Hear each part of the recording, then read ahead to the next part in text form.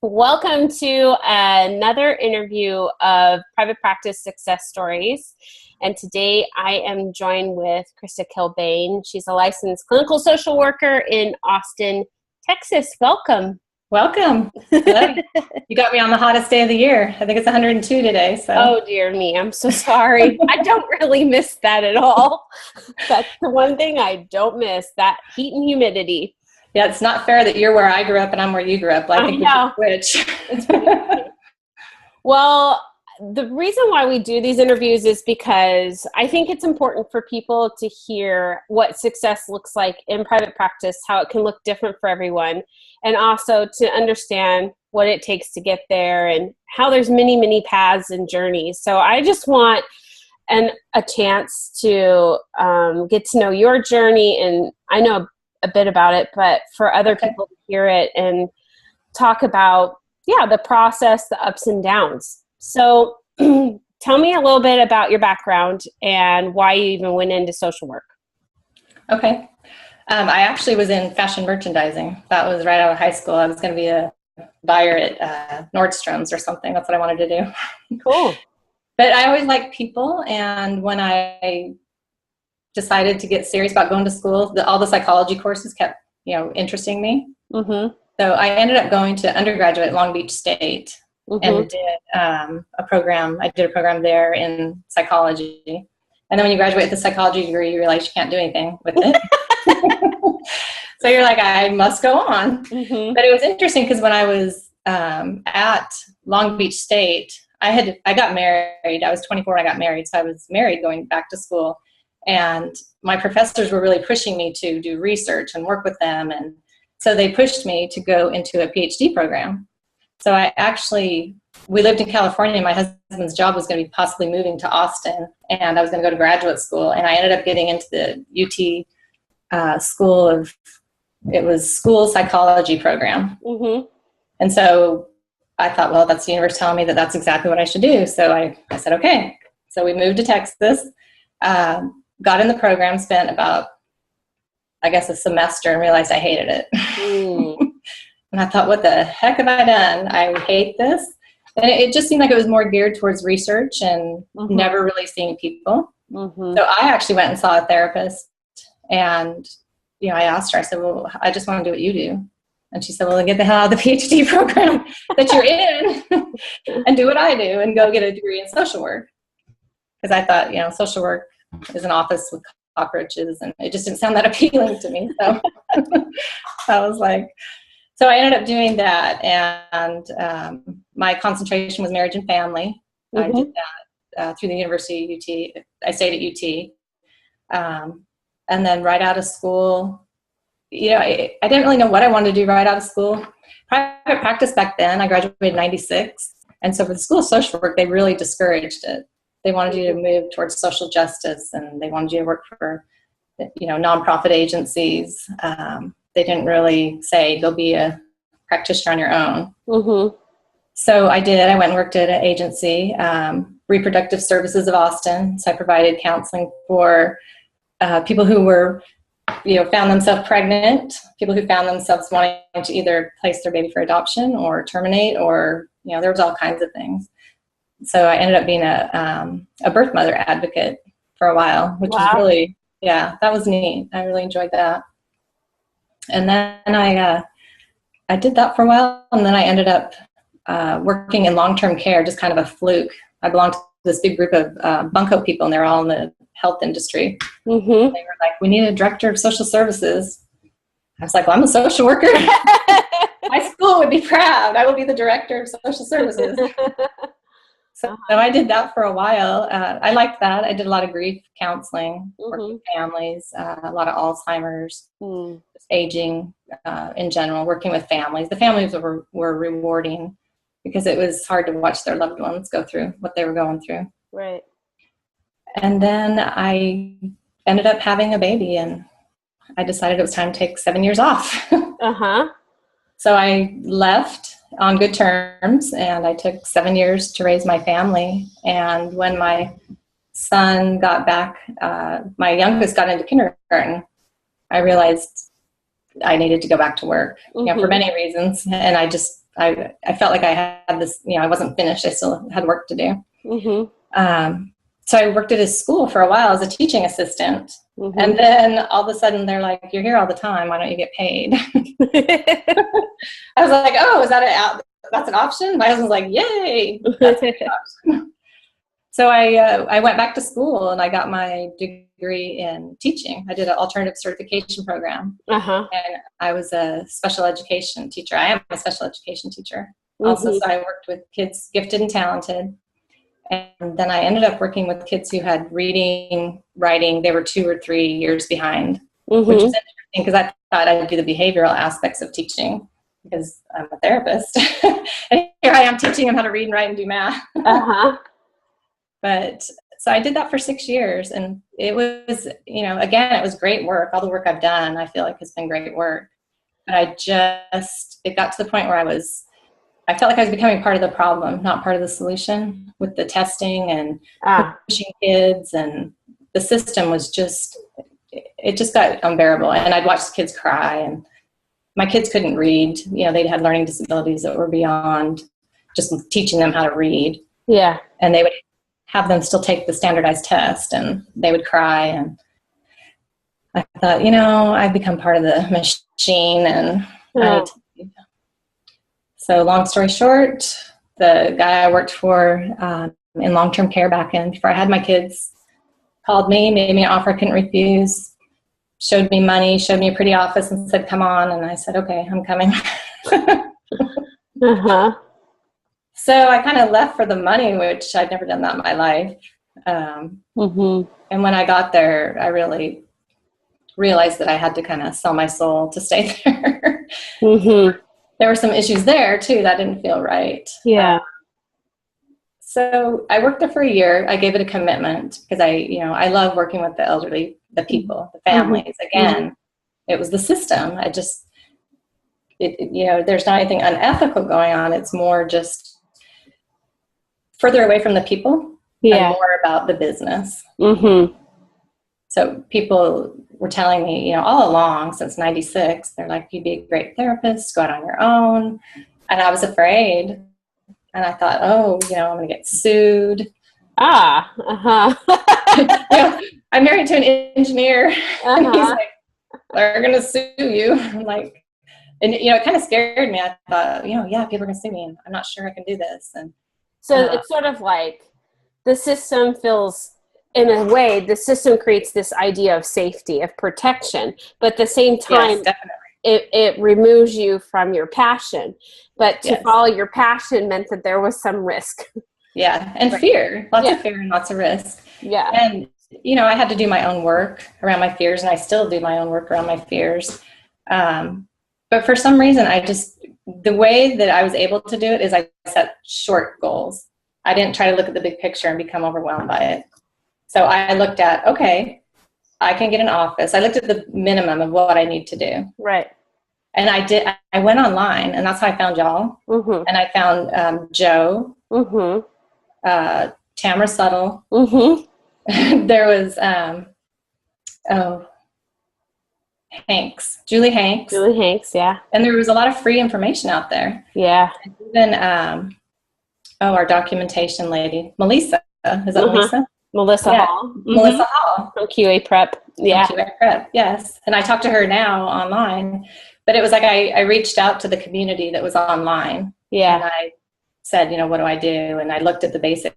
I remember Joe had a podcast, and it said, starting your own practice. What do you do? And so I did the basics of getting the office, got my insurance, of course, filed what I needed to do. And just set the short-term goals. I said, it was May. And I said, okay, I'll rent an office for 6 months.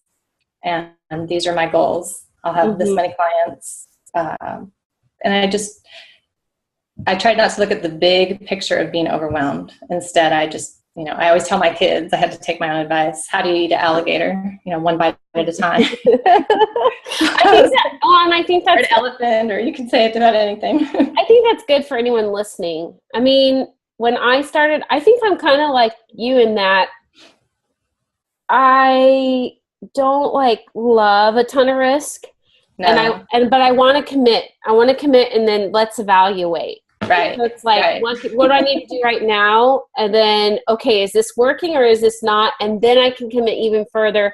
And then I can make, a big vision. Because even like looking at Zinni, where we are today is not anywhere where we thought we would be. And it's a good thing.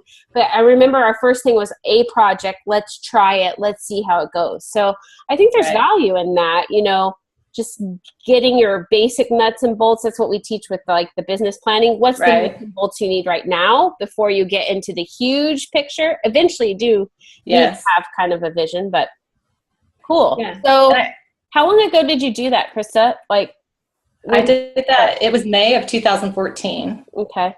I left my job, and I left my job gradually. Again, I needed that little bit of safety. So I went to part-time. As the director again. I was able to work out a part-time way to do it. And then when I wasn't at the office, I had sublet an office downtown, and I would go there and, see clients 2 days a week. And I looked at, I did do Psychology Today, and I did Psychology Today first, and my referrals were coming from personal referrals.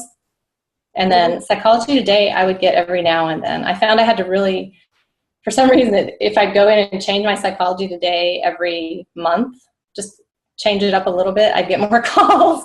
I don't know if it was just me, creating a ritual about it or, but truly letting go and finding a place of peace with the universe is what, if I look at the one thing that really got me through, was just when I would feel the fear, I'd let go.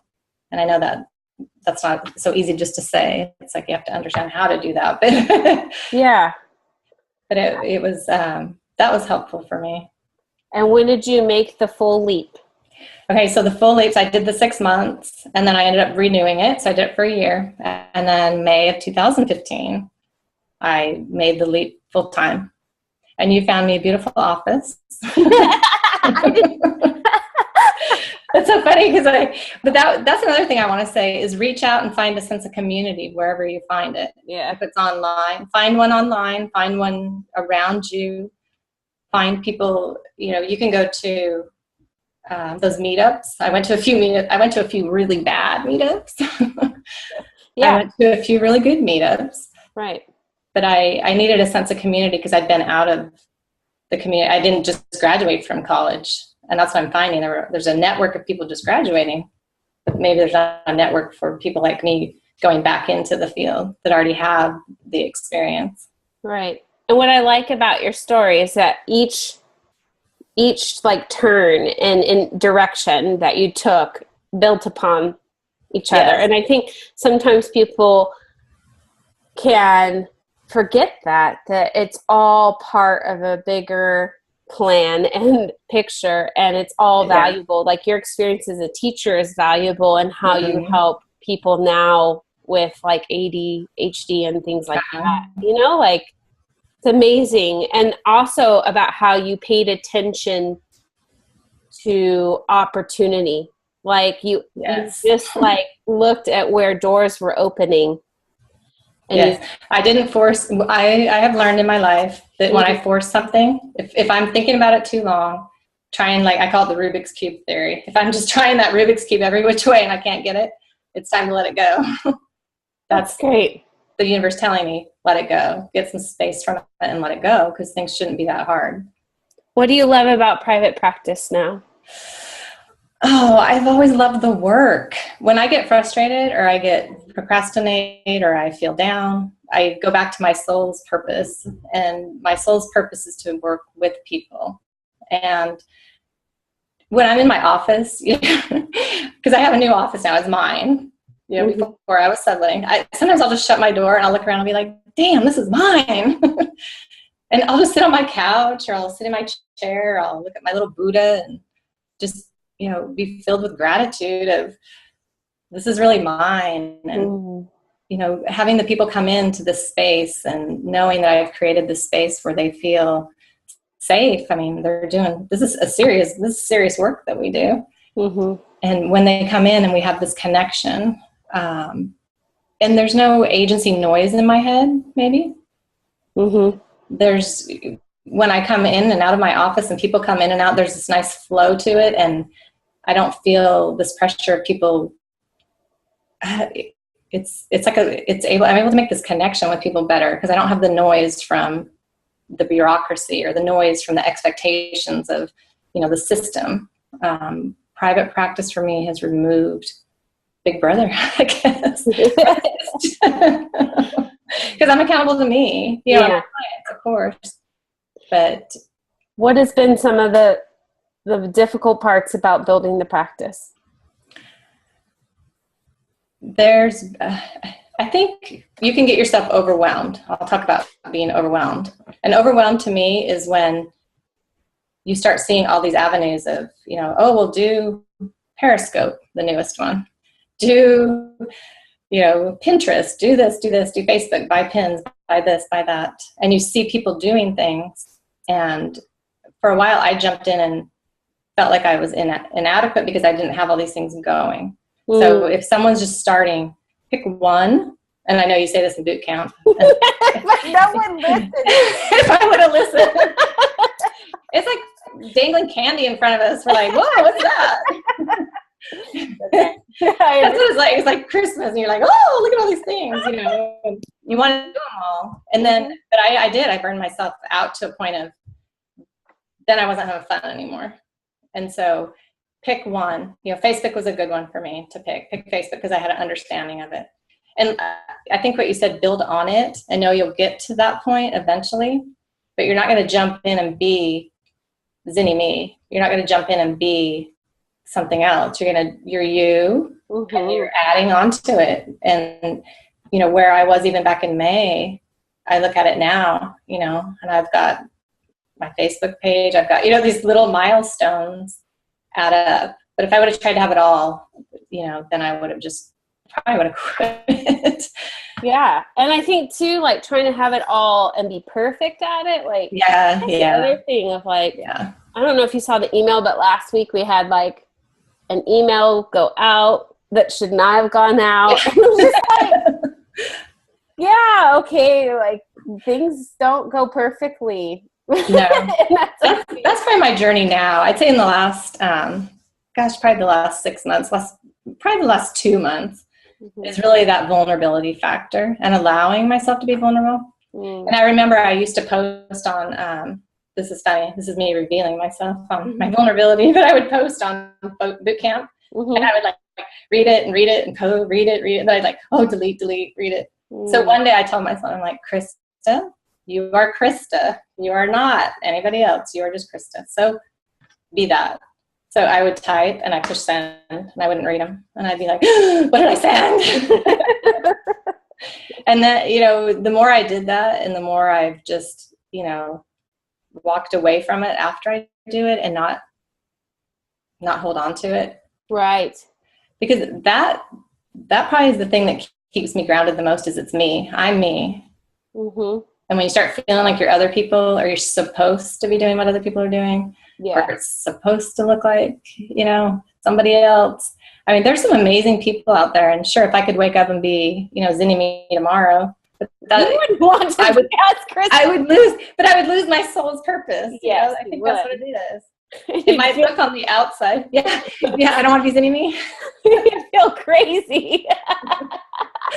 Like, what? Maybe I'll be Tamara Settle then, or I'll be. She's great. I love her. No, I think this is something that's so huge, and I think that this is the beauty of community is that we remind each other of that when we forget, because I don't want anyone to be like me. I want you to find you, and I think the other point you made that I want to go back to about the whole aspect of you post and you move on, I think a lot of things need to be like that, that detaching. Yes, absolutely. Because, if you stay in something that's already happened, you're stuck. And right. You just need forward, just keep going and learn as things come, I think if you don't detach, it's when you can't detach, you're not allowing yourself to be who you are. Mm-hmm. Because I know the minute I detach from it, there's an acceptance of self. I've accepted who I am, and whatever anybody says or thinks about what I post is an opinion. Yeah. But it doesn't change me. Right. And, and I'm not putting anything out there in anybody's face. I'm not an antagonist. It's just me feeling vulnerable. Yeah. But accepting my vulnerability is the detachment, like you said, is letting go once it's posted to say, it's perfectly beautiful the way it came out. Yeah. Because that's where I was and what I wanted to say. Yeah. So if someone's listening right now and they're starting their private practice, what kind of encouragement do you have for them? I would ask them, what's your soul's mission? Mm-hmm. Figure out who you are. Mm-hmm. Don't give up. And when you feel overwhelmed or you feel like it's not working or you feel like, it's, look at, are you pushing it? Are you trying to push something? Or allow it to happen and stay. Again, I just keep going back to staying true to yourself, because when you try to become something you're not, that's when I feel resistance. Mm-hmm. When I'm me, I feel flow. When I'm not, there's a resistance going on. Mm-hmm. I would say have a good time management plan in place. I know you posted that last week. I was like, yeah, because I understand that, but I would, what I do is I break things down into goals. And then I have a good time management system, and I try to stick to it, because being your own boss and being a perfectionist and being all the things that we bring to this, it never ends. It would never end. You never have time for yourself. And to be kind to yourself. When you start feeling mad at yourself, that's a reminder to be kind to yourself. And that's when you take a break, and that's when you walk away and you go look outside, or you reconnect to family, or whatever it is. What's some of the ways you like to be kind to yourself? I like to go outside. I'll go outside and connect with nature. I feel connected to my soul when I'm with nature. Mm-hmm. I go to a boot camp at 5:30 in the morning. I've been doing it for 2 years. Every morning at 5:30, I go exercise with a bunch of other crazy people at 5:30 in the morning. Mm-hmm. And so I find that sets my day, gets me going, and it's something I'm doing that's nice for myself. Yeah. And ritual is important. Well, that's one of my little things behind my wall is ritual. That's mindfulness, ritual, and tapping. Those are my big areas. Mm-hmm. And I was reading, it's funny, I have all my books here with me. The Miracle Morning, he has the ritual in there. And then the Inner Matrix, I've been reading that. And I do Zen tangling. I don't know if you've ever done Zen tangling. I have not. Zen tangling is cool. That's a meditative, I don't like the word meditate because I have ADHD. And so when people tell me to meditate, I'm like, leave me alone, because I don't know. I don't know how. Mm-hmm. But there's other ways.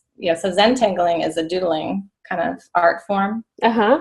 And just putting different doodles together creates a piece of art. And so it's a very... I'm going to have to check that out. I know. See, I'll put my little book up here for you. Pattern play. Pattern play. Cool. And you do it in little increments. And when you're finished, it creates kind of like doing a quilt. You do little pieces at a time. And then once you put them all together. And I've seen it work with people who have a hard time connecting with the therapist through words. If they've experienced trauma. Zen tangling is a very good tool to use too. I've seen it used. I'm learning something new. I love it. And soul collage. Have you done soul collage? Yeah. That's cool too. Yeah. I love that. So I guess getting in touch with my intuitive side gives me the balance. So that would be how I take care of myself. Mm-hmm. When I feel rattled, or just go be silly. I mean, I'm a total smart aleck too. I don't know if it comes off on here, but I'm a jokester, smart aleck, and I usually I'm tormenting my children. I have 2 teenagers. So what do you see coming up for you in your practice in this next year? Well, I'm going to create a product. I'm going to do a webinar, and I'm going to create content. I keep hearing in my mind, content. Mm-hmm. And again, I have this board behind me. And I think it comes from my teaching days of loving my little dry erase board and my little markers. Because when I was a teacher, I was always writing on the board. Mm-hmm. And so it's kind of my, it's where I dump my dumping ground. It's not dumping in a bad sense. It's just creative putting it out, coming out. Yeah. Mm-hmm. Like my vision board, I guess. It's an active vision board. How about that? Yeah. So other stream of income, other way of helping people in the world aside from your one-on-one time.